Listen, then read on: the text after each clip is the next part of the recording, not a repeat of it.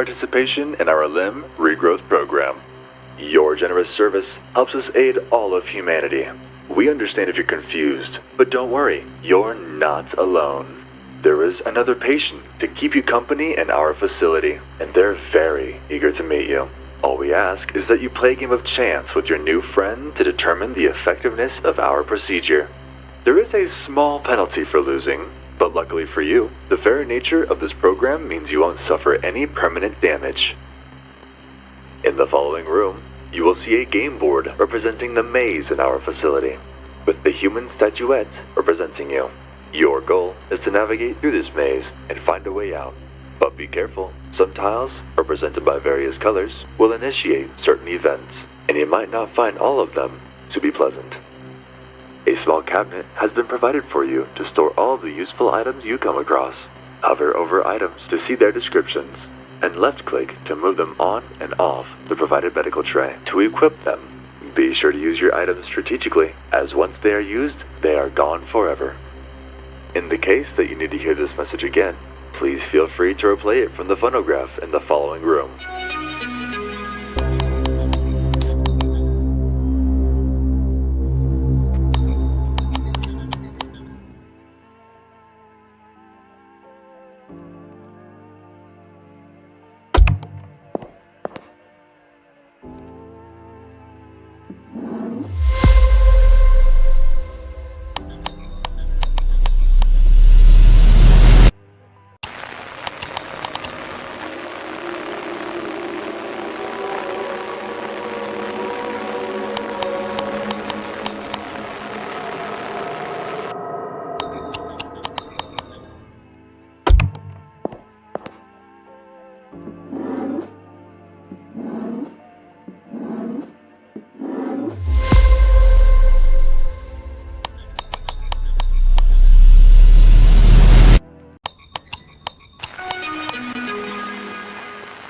During your encounters with the other patient, a standard 52-card deck will be placed before each of you, and each patient is allowed 5 cards in their hand.